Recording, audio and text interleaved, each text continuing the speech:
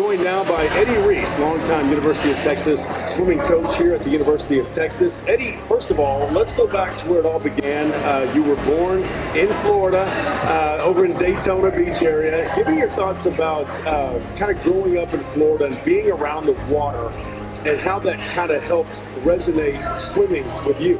Well, there was water all around us, and being from Daytona Beach, at about 8 years old, we would go down the bus stop and catch the bus to the beach and go over there by ourselves. And so we always had a lot of water, a lot of opportunity. You broke some records. You were in a lot of different events at Mainland High School. Well, I didn't know what really good was. And when I was 12, I went to the state championships. I'd only been swimming a couple of months, and I got a first, second, and a third. Had I been in 11 and 12 girls, I would have been third in every event. You helped Florida go on to win team championships in 1961, 62, 63.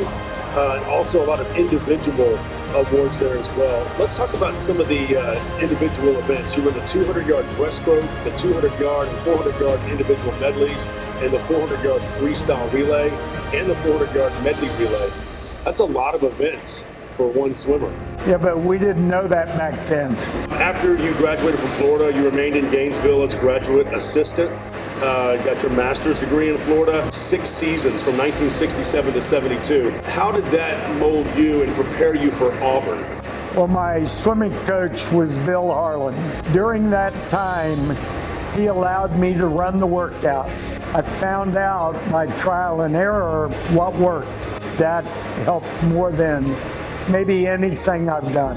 You would eventually go to Auburn, Alabama, coached at Auburn University, and leading the Tigers for 6 seasons, 73 to 78, and really put Auburn swimming on the map. Helped produce 4 consecutive top 10 showings at the NCAA championships. What did that mean to you to put a program like Auburn that had not had that success before really on the map of swimming and diving nationally?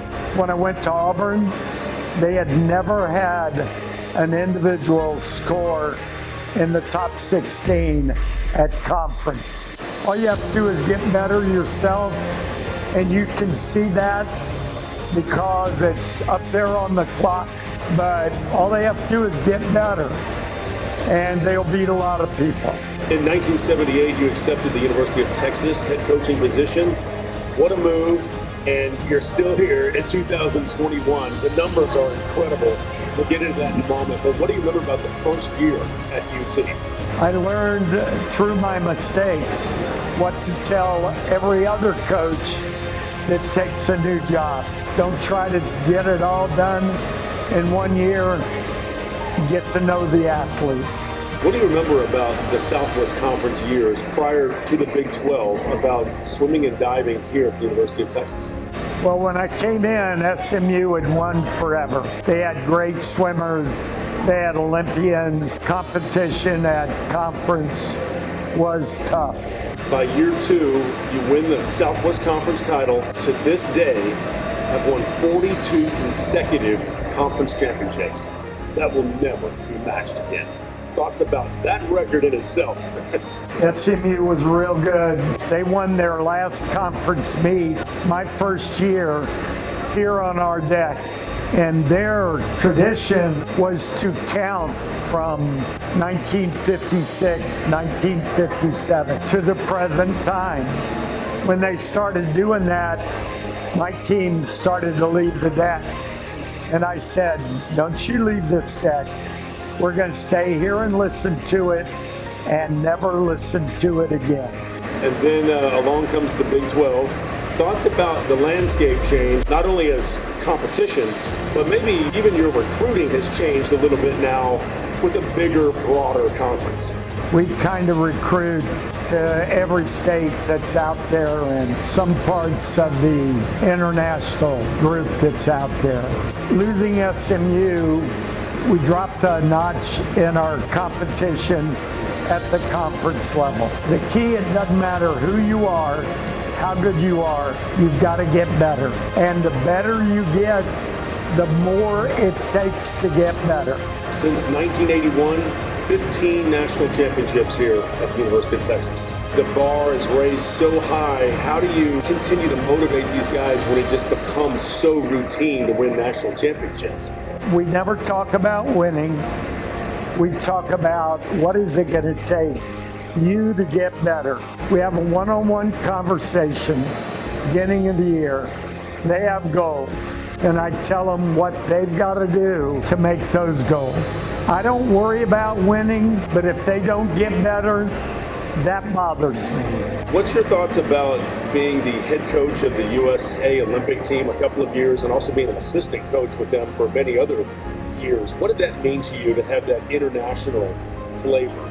One year we had 8 guys out of 21. Another year we had 7 guys out of 21. And when you're the head coach, it's really difficult because you've got to take care of your swimmers and make sure everybody else is being taken care of. How about the Longhorn Hall of Honor? What did that particular accomplishment mean for you? To be in any Hall of Fame with Darryl Royal, Leon Black. Darryl hired me. I've known Leon since I've been here. They're just special people that it went beyond coaching. I should mention today's award, the Greater Austin Sports Foundation. You're an icon in Austin, and I really want to tie this back in to the kids in Austin as well. Whether it's Longhorn Aquatics, you name it, the whole area, what it means to you to be able to kind of raise up Longhorn swimmers. We've gotten a number from here in Austin that have done real well. There's talent in every city in the world. Well, I've been to a lot of high school meets all over the country, and if you don't get there early, you don't get in. Are you starting to feel like this could be maybe the last year, maybe one more year? Have you started thinking about, the next phase of your life? Every year I coach, I come 1 year closer to retiring. I really wouldn't mind being around when we race in the SEC. That appeals to me. You have a lot of connections to the SEC. I do. I like all those guys. What do you want your legacy to be as far as the swimming and diving world? I just put the swimmers ahead of myself, and I know I'm here to help, and I do what I can to get them to work. Always put your family first, put your swimmers second, and you fit in there somewhere after that.